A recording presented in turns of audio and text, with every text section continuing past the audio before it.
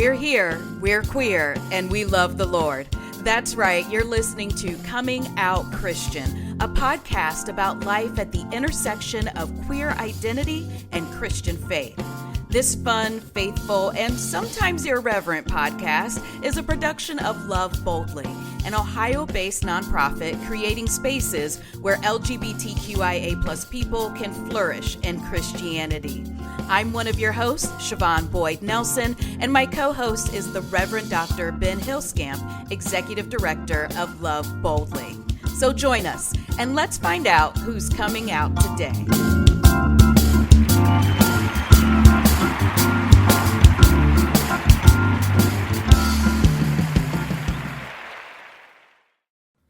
Well, hello there, Ben. It's so good to see you today. How are you? I'm doing well, Siobhan. How are you? Oh, I can't complain because it's July and I love the summer. It is my favorite season of all. How do you feel about summer? Yeah, I can appreciate that. I can appreciate that. It's fall is still my favorite, but I mean, I can't disagree with warm days and cooler nights. And longer days and being able to run around. And one of my favorite things growing up was summer camp. Did you go to sleepaway camp during the summer, Ben? So I was a nerd who didn't like outside. So I went to some of those like college week-long, 2-week-long camps that you'd be on a college campus, you'd live in the residence halls, and you do something academic related. Okay. Yeah, that's a little bit different from mine. We would go to, I think it was called Greenwood Lake Camp.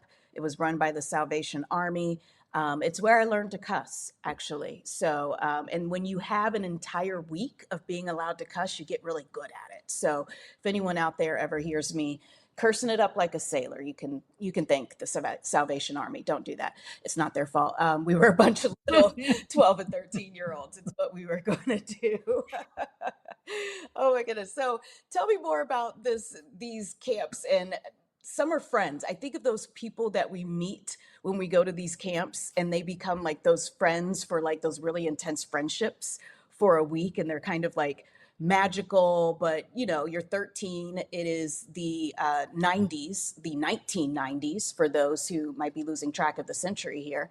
And we didn't have things like email addresses or cell phones to stay in touch with our summer friends. And I can't even imagine now, like, you have a cell phone, you have an email address, you can stay in touch with your summer camp friends.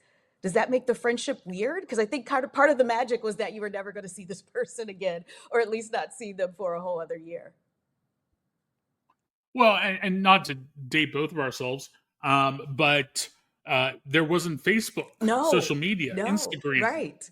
None of these things. None. If you wanted to follow along with your summer friends, you had to maybe follow their blog, maybe. I don't even know if we had. I mean, send them an email. I remember one of those week-long programs I went to provided an email list at the end of the week for everyone if we wanted to stay in contact. I mean, we had email, but that was just about it. I remember. But I will say. Oh no, go ahead. No, you go ahead. Go ahead. Predate email and blogs, even, Ben. I literally have letters from summer program friends that we literally wrote each other handwritten letters and got stamps from our parents and mailed them to our home address in order to keep up. I know. Ben is just shaking his head as I say that. Oh. Well, I was gonna make a little segue here to our guest today.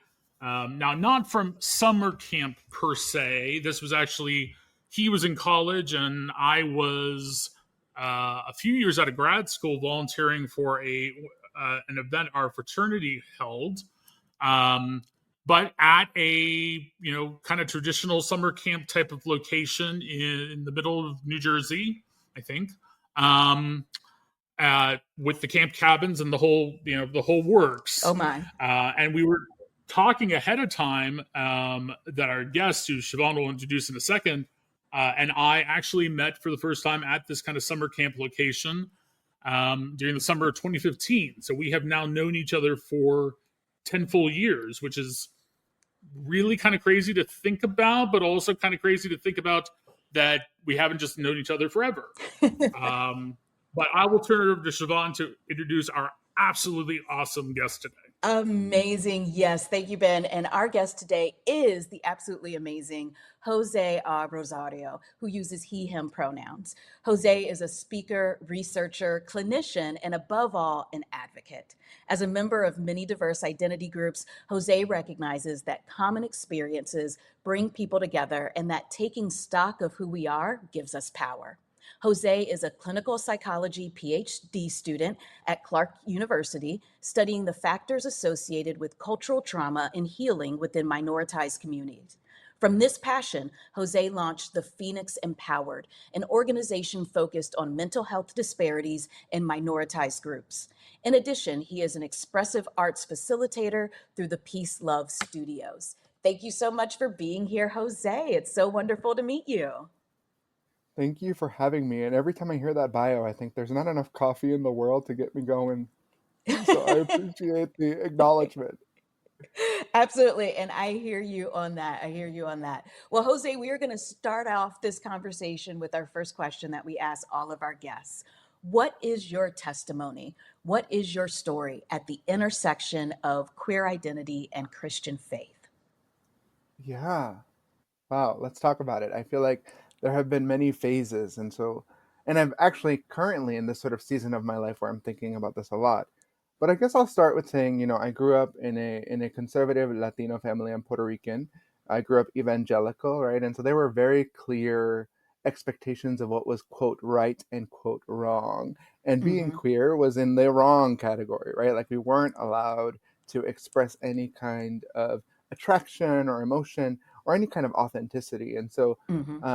I, like many other folks in conservative and more impoverished and rural communities, did what we did, right? We masked and absolutely not. I'm not gay. I could never be gay. And I went through the process of praying away the gay and God, why would you make me this way? And feeling really bad. I think looking back as an adolescent, I had a very skewed view of punishment that came from Mm, being queer, right? This idea that, like, oh, everything bad that happens is because I'm queer and I'm disappointing, right? Quote unquote, mm-hmm. God. And there was a lot of shame that I had to unpack in that. And it took a long time. I would say not until my mid 20s that I was like, all right, what does it mean to have faith and be queer?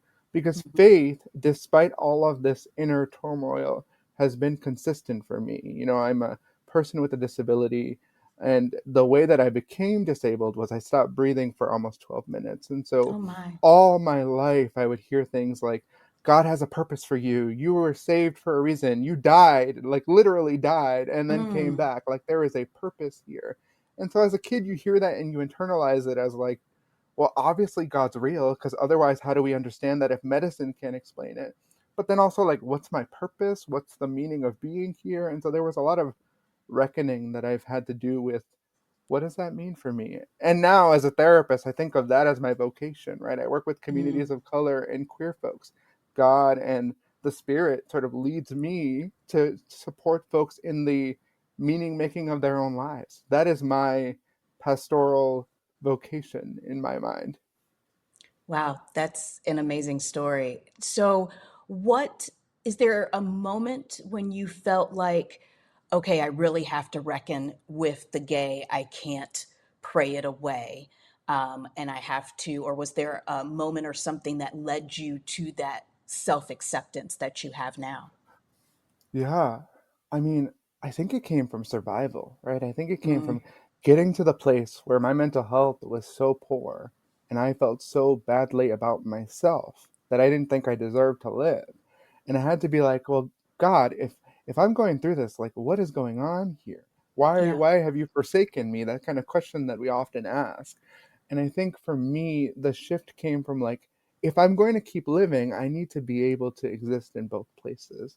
And I got very lucky that I had some friends who were Christian who said, we support you, we affirm you. Mm, And I did a lot of reading. I remember entering blogs and trying to find things on the internet about queer Christian faith. There was nothing back then, but I right. really Yeah. wanted to find it. And I think over time I realized that I could never not believe in the existence of a higher power. The fact that I'm on this earth is the proof of that I needed, and so Hmm.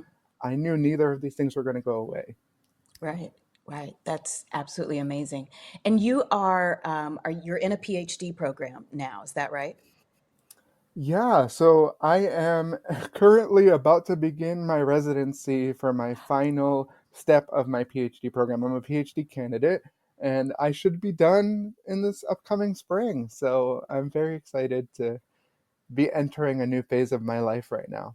Absolutely. And how have both your faith and your queer identity um, af- Yeah, impacted that decision to become a therapist? Because that's a heavy vocation. I just want to say that out loud. That is such a yeah, serving vocation, and so I can think of ways that Christianity might lead to that. But I want to hear from you. And then what is yeah, so just tell us that. How do your queer identity and the faith that you hold play into that decision to pursue this PhD? sure. And ironically, at the beginning, I don't know that either of those things were at the forefront because of the way that I originally was trained, right? So I trained Okay. as an addiction scientist.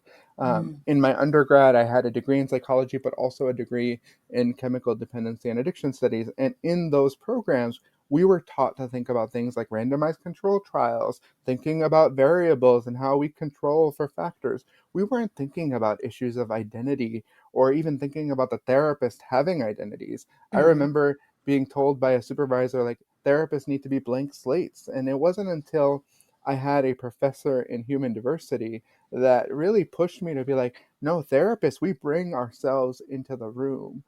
And I had to really decide, am I going to be this addiction scientist and go get my PhD and do like neuroscience work? right. Or am I going to need to take some time away to figure out how do I fit into this? And that's what I did. I took some time for myself, and it was the best thing I could have done. The Pulse nightclub shooting happened, and that was the thing that shifted everything for me. I recognized that our communities, communities of color, queer communities, disabled communities, we feel grief, we feel pain when Mm-hmm, violence happens. And so I decided I want to understand that. I want to bring a name to that, understand it, and provide supports to folks after this violence happens. And so that led me to my PhD, where now I study hate based violence in intersectional communities. And my faith and my queerness guide me every day, right? They're the reasons I ask the questions that I ask. They're the reasons that I can find hope in the future. They're the mm-hmm. reason that I believe in this concept of radical healing. It has really guided me through this process, even more so than I think I would have imagined at the beginning. But now that I'm knee Okay. deep in it, I'm like, wow, okay, we're here. Yeah, yeah. And I just want to know, I think Ben's having some connection issues. So I am going to keep hogging Jose to myself for a little bit until Ben jumps in. But Jose, one of the things, so this podcast is called Coming Out Christian. And, the primary way that we talk about that is coming out Christian in queer spaces. But we also recognize that we often have to come out Christian in other spaces too, in other progressive spaces. And you are a Yeah. scientist. You were trained as a scientist. Did you ever have a Christian coming out experience as a scientist? Mm. All the time. All Okay. the time. Okay. Yeah. I think, at first there's always this fear of how are people going to react? And then slowly but surely, the thing that made me, I guess, more apt to have these sort of continual coming out processes are the folks that I'm mentoring, right? The students I'm working with as a professor, the clients I'm working with, the RAs or research assistants that I have. Like, they are the people that I'm being open and honest for, right? To make it so that we're creating a safe place where you can come land and be your full personhood. Um, and so I think it's common, and I've been very lucky to find professional affinity spaces and really thrive in those spaces. And I think I'm also the person that's like, wait a minute, we're trying to fit a one size fits all approach, and mental health doesn't work that way. That's why the Phoenix Empowered exists.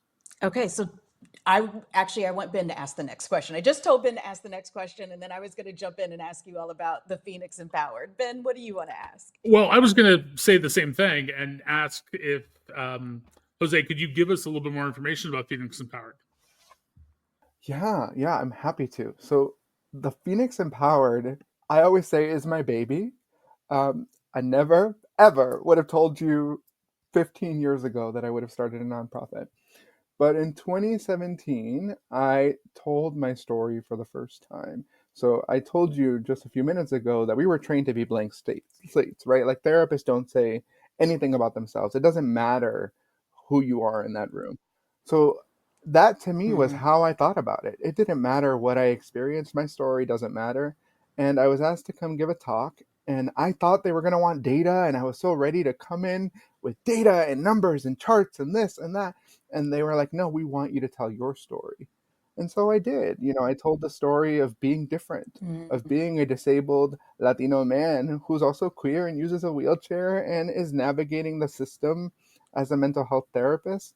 And everything just started to click, right? It was suddenly like my mental health was so linked Yeah. to who I was, my whole experience as a person, that it wasn't a one size fits all approach.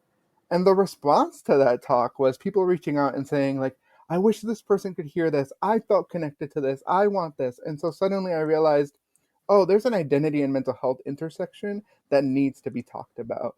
We need to have global Mm. conversations about how identity specific pain impacts psychological well being. We have to be bold enough to do it. And so TPE was born to tell these stories, right? To amplify the fact that folks are experiencing harm and it's impacting psychological well-being. And then if folks are going to share their stories, it's up to us to educate people. And so we do that piece as well, providing education and training. Mm-hmm. That's amazing. And tell us again, when was TPE started? Yeah, so TPE started the year after that first talk. We started in 2018. So it's been a while 2018. Wow. So now. yeah, yeah, that's absolutely amazing. Um, Now, you mentioned that you use a wheelchair, and I know that there is this quite a large intersection between the queer community and the disability community. That's something that I've had the privilege of learning during my advocacy work within the queer community. Would you speak to that intersection for especially for folks who don't just aren't aware of it, and Yeah. how that intersection has impacted your life? Yeah, that's so interesting. I think immediately where I go to is connection and attraction, right? Like there are, Hmm. even within the queer community, there are oppressive forces, right? And so I grew up being that teenager who unfortunately would say things to my friends like, well, nobody's lining up to date the guy in the wheelchair, right? I internalized this message Mm, that my disability made me undesirable, or the thing that I used to tell myself a lot is, you're too much work. And this idea that like anyone would have to bend themselves to be in my space. And so I think queerness is already hard enough being an adolescent, trying to figure out what does this mean? How do I become accepted in a very conservative space? But then adding in the layer of like, my life is different. The way that I navigate the world is different. And I've had my right. entire life to learn to love and appreciate that part of myself. But it can take folks some time to rethink what a relationship would be like. So I see that Yeah. relational piece being important. Okay. And I've never had anyone break it down like that, but that absolutely makes sense, especially during adolescence when so much of what we think about and what we're concerned with is whether or not we are going to attract a good person or the right person. Um, so that absolutely makes sense there. Ben, did you have another question for Jose? So, Jose, one of the things that we've talked with a few of our guests about, and Siobhan has shared some as well from her experience, is being a person of color in predominantly white Christian spaces. And I know your background includes both. I mentioned it in our kind of introduction. You and I are both members of a fraternity that, though it has made some steps, remains predominantly white. And I also know that you have, if not an active participation, and definitely a history with the Episcopal Church, which again is a predominantly white denomination. So I wonder if you could comment a bit on your experience of being at that intersection, whether we're talking about race or ethnicity or disability or being queer, and being in these predominantly white spaces. Yeah, sure. There are some critical Latinx scholars that talk about the concept of ni de aquí ni de allá, this sort of cultural straddling that you do of not being enough of one thing, but also not being enough of another. And I talk about that a lot with clients and in research in terms of biculturality. And I think my church experience, my experience trying to find a faith community has been a little bit of that too. I grew up evangelical in a Spanish speaking church. Spanish is my first language. And so the way that I praised and engaged in my faith, and even still now when I pray and engage personally, I'm doing that in Spanish, right? There is something special to me about singing hymns in Spanish and engaging in that way. And, right, like there is some hate embedded into the evangelical Latina church. And so it wasn't safe.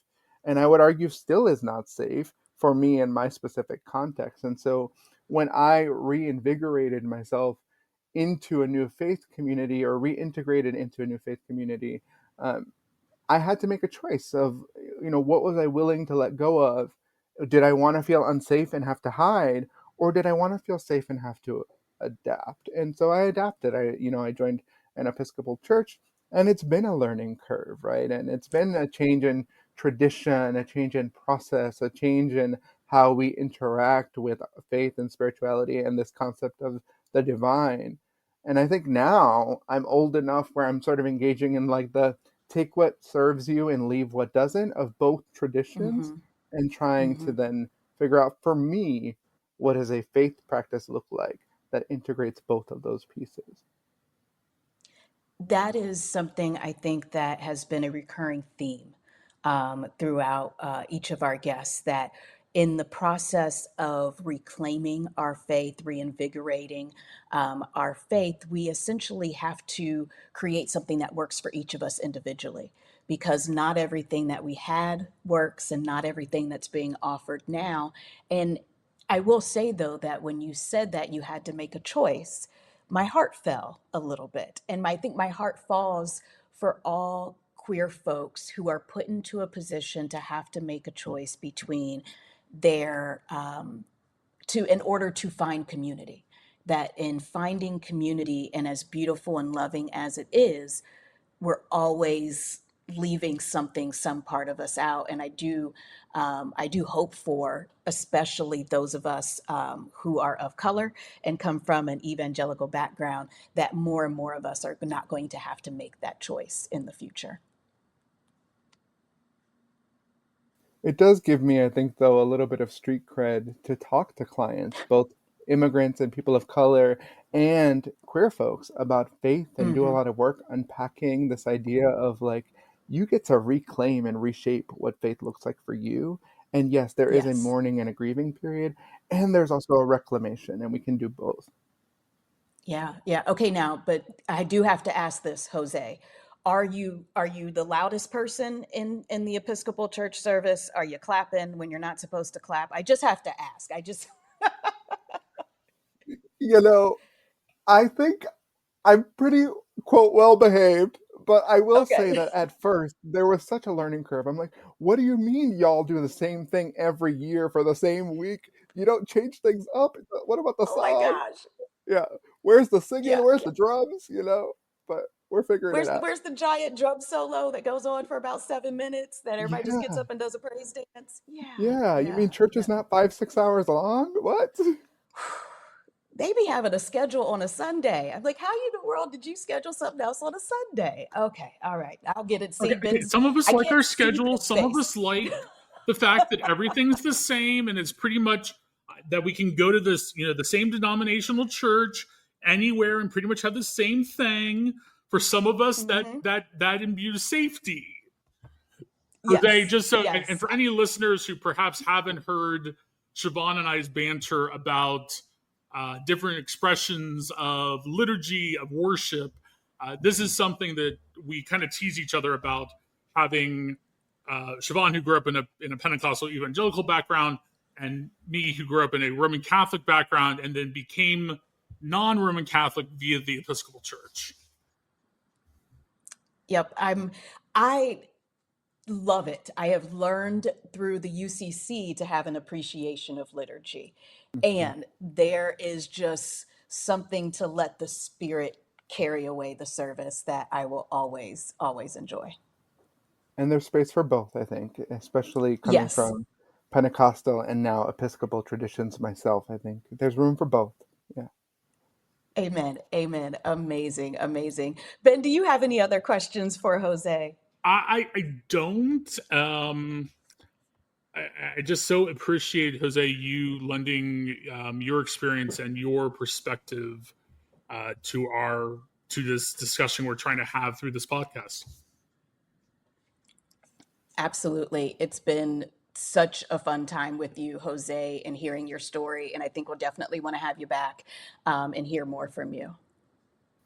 Yeah. Thank you. Thank you so much for having me. Faith is tied to psychological well-being, and I Hmm. firmly, firmly, firmly believe that.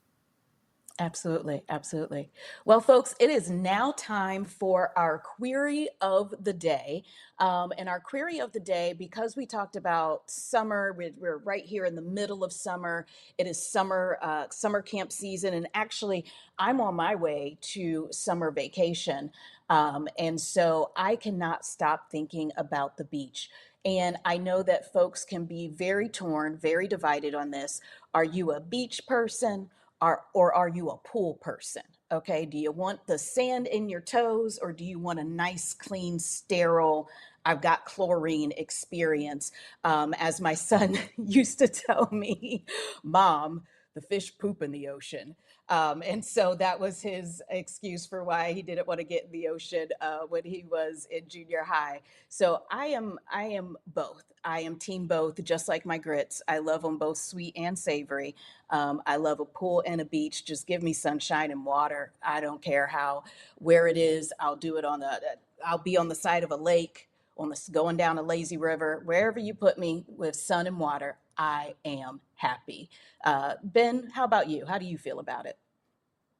Okay, so I sort of have a mixed opinion because I'm probably not going to get in either one of them. Um, I like seeing bodies of water. I find something very relaxing about being near open water, particularly when you can't see anything on the horizon. Um, Isn't that so the I would best? so I would take the beach. I would take the beach. I would particularly take the beach um, at an ocean rather than say one of the Great Lakes. But no, I would much rather prefer being near a body of water, being able to just see out for what feels like eternity. That is very relaxing to me, and I will say I will probably sit away from that, maybe on a nice front or a nice back porch with some tea or some lemonade and a good book. That would be Okay, that's good for me. wonderful. What about you, Jose? Which one do you like? Oh, I have strong opinions. So I have to acknowledge that I'm spoiled, right? Because I come from an island. And so I would Oh, say, yes. specifically, I will go to the beach if I'm in Puerto Rico. If I'm back home, then I beach all the way. But if I'm in the States, they just don't hit the same in the States. I just can't do it. So I would much rather go to a pool if I'm in the States. But my happy place, the place that I envision when I need a chance to kind of decompress, is the beach in Puerto Rico. And actually, I just went a few months ago for the first time in a long time as a way of giving Oh. myself vacation at the beginning of the summer before starting off this new season of my life. Amazing. And I got to agree with you, Jose. The American beaches just aren't like the Caribbean beaches, and Puerto Rico absolutely has some of the best in the world. Absolutely. So now we are going to go into our moment in queer Christian history. This is when the Reverend Dr. Ben Hilskamp reminds us that not only have we always been here, we've always been here in the church. So I chose our topic for today before this conversation, but I think it goes really well with how we kind of ended our interview with Jose. Um, a denomination that I would imagine many of our listeners are familiar with or have at least heard of is the Metropolitan Community Churches. or MCC. MCC was founded by the Reverend Troy Perry in 1968 as the first explicitly LGBTQIA plus serving denomination, probably anywhere in the world. There had been smaller attempts to do this, as we know, when we've talked about on the show before, but the MCC is the one that has really stood the test of time, perhaps, and continues to this day. But one of the things that so Perry came from a Pentecostal background. He had actually been removed from ministry for being gay. Um, but someone told him one time that if he wanted to be successful, as he was starting this new denomination, this new church, he needed to dress like a Roman Catholic and preach like a Pentecostal. And that is largely what he did, and his church continues to do so. Their preaching style is decidedly fiery and Pentecostal-ish, or evangelical-ish. But they usually wear the full getup of a Roman Catholic or Episcopal Anglican clergy person. So it's an interesting mix of those of the very liturgical and very subdued background or liturgy that I often talk about growing up in, with the very characteristic music and preaching of that more evangelical Pentecostal tradition that Siobhan, you and Jose both grew up in. I will say the MCC remains a small denomination, but they have some very prominent congregations, particularly in some of the larger cities that have a more or have a longer history of queer acceptance. Absolutely. My best friend attends the Washington MCC. And so I have gotten to know that MCC, and I believe we have is it one MCC church here in Ohio, Ben, that I'm aware of? So there are several in Ohio. Oh, There's okay. New Creation MCC in Columbus, which meets. I should know the answer to this, but I'm not sure. It does meet somewhere in Central Ohio. There is a link to them on the Love Boldly website, but I believe there are MCC congregations in at least Cleveland and Cincinnati as well. Got it. But again, most of these congregations are fairly small outside of like the MCCs in New York, DC, Chicago, San Francisco. But no, I believe there are several, at least in Ohio. Wonderful, wonderful. So get out there, find maybe an MCC church. Maybe that might be a community for folks if they are in your area. And of course, do check out the Love Boldly website. We do have affirming churches listed there, as well as other resources. And with that, that brings us to the end of another episode of Coming Out Christian. I want to thank our amazing guest, Jose Rosario. Jose, is there anything that you would like to promote, tell us about, make sure that we know about here coming up for the rest of the summer? Yeah, I'll try and be quick. I'm overly verbal, and I haven't preached in a while, but I'm feeling fired up now. And so I want to just take a minute here and share that, I know that we're living in a tense sociocultural moment of history right now where a lot of folks are scared and are facing threats of violence of many forms and of many levels and of many systems. And I just want to acknowledge that one of the things that I've seen as both a therapist and a scholar is that people do not heal in isolation, right? We need community. We need community that can affirm your cultural upbringing, your cultural roots, that can tap into ancestral wisdom. We need to think about healing practices that come from outside of traditional Eurocentric practices, right? And we want to make sure that we're thinking about the ways in which collectively resistance and rest can both be healing. And TPE is here, and my goal is to provide a haven for folks to talk about mental health stories, to talk about the ways that oppression is impacting psychological well-being. And then in having these conversations, we have a duty to educate and to act, and we are planning to do that for the rest of our lives. And we have a lot of exciting things happening right now. We're growing as an organization, and I'd love for folks to check us out. We're at the Phoenix Empowered everywhere. And if you want to get involved, or if you have a way that you want to engage in storytelling, let's talk about it. I'm open and ready to create a space for all of us to find joy together. Amazing, amazing. And we will put any dates or anything that's coming up in the show notes, as well as the link to the Phoenix Empowered website. So you can go there and learn more and get connected with them. Wonderful. So thank you so much again, Jose, for being here. Thank you, Ben, for being such an amazing co-host. Ditto, Siobhan. Thank you so much. And thank you, Jose. And thank you for listening. If you have not already, please please subscribe, please respond to our query of the day on Instagram. Follow us on Instagram. Let us know that you're listening. Let us know what you want to hear about. And we will see you next time on another episode of Coming Out Christian.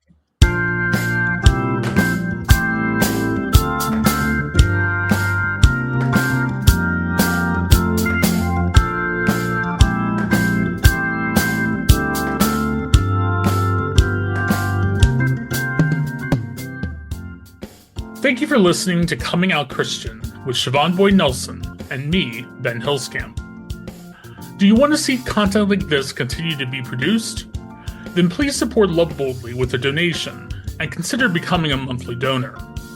You can donate online at www.loveboldly.net/donate. Join us next time as we continue to engage with people who proudly say that we're here, we're queer, and we love the Lord. And we're not going anywhere.